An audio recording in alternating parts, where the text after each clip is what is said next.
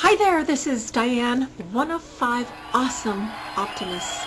I promised you some exciting things were coming this spring, and today is no exception, and I am so pleased and delighted to share with you a very special interview that I got to enjoy this afternoon of a woman who is, among many other things, an author of this book, Now Boarding, Next Stop, Your Remarkable Life. But that is not the capacity that I got to know her. I was doing makeup for a movie shoot today, and she was one of the cast. And the movie is going to be coming out in December. It's called The Journey, and it is, among other things, a little slice of what can happen when you have many of the wonderful traits in life, including the power of optimism. And so please enjoy this interview with this remarkable, extraordinary woman. What you won't see by looking at her at first glance is the struggles that she had to overcome to get to where she is today. You know, oftentimes we look at a person and we may pass judgment about, oh, they have it so easy, what a life, you know, who could do that if, you know, I could do that if I only had that kind of life. Well, this woman is a remarkable woman who came from very humble beginnings and now is one of the just most extraordinarily successful and has seen the joy of giving back. And so under those circumstances, I was privileged to meet her today, and it is my honor to share our special interview with you. Thanks for watching, and I do hope you enjoy this special interview with Kandee G.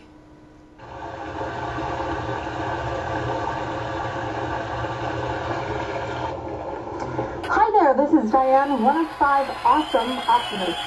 Today I have a very special guest, Kandee G. And let me tell you what's so awesome about Kandee G. I'm sure she'll tell you herself.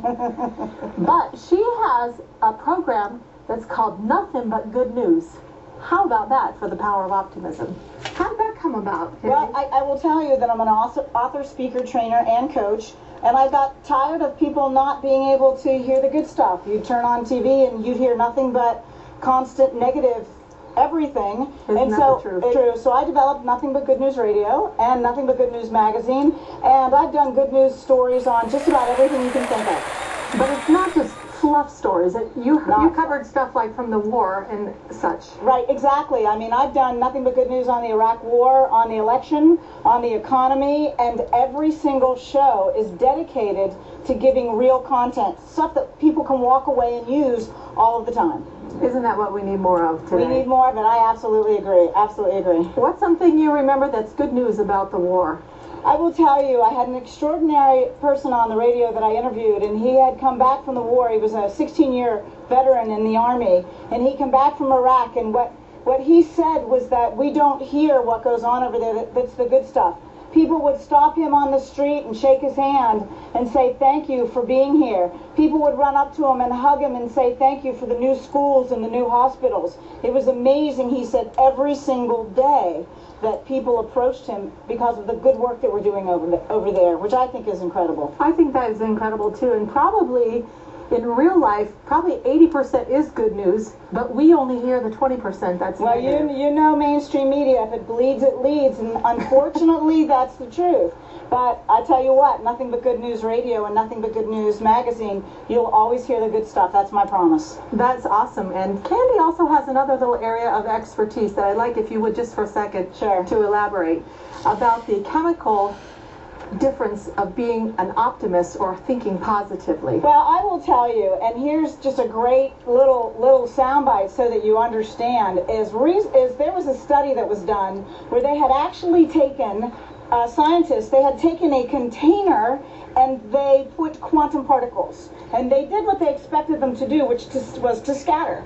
And they took a molecule of DNA and dropped it in the container. And what happened is these quantum particles took shape, they took form. Now, the scientists went in and took the DNA back out, expecting them to once again scatter, but instead, they held their form. Ah, now that's pretty amazing. Now, the next thing I want to share is that they have found that when you emit emotion, that you put off DNA. They've been able to track DNA from a subject for hundreds of miles away. So think of the possibility, if we're an optimist, and we're emitting positive emotion, we're emitting positive DNA. Positive DNA is starting to shape quantum particles that form our world. Well, you can draw the conclusions to yourself that if you become an optimist, that you can have a happy, wonderful life. That is so amazing, and that reminds me of an incredible study that I heard that totally supports what you said. And this was in a special lymphology course that I took about people having a focused positivity about seeds 600 miles away. Have you heard this? Oh, I haven't, but I love this. Oh my gosh, it's so awesome. It's totally awesome.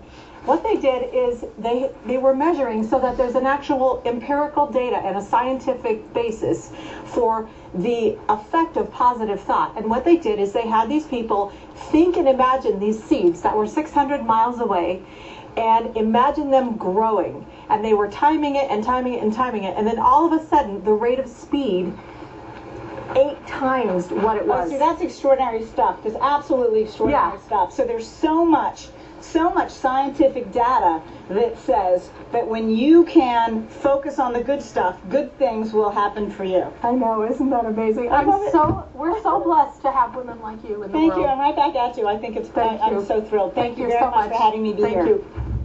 Thank you so much. You're welcome.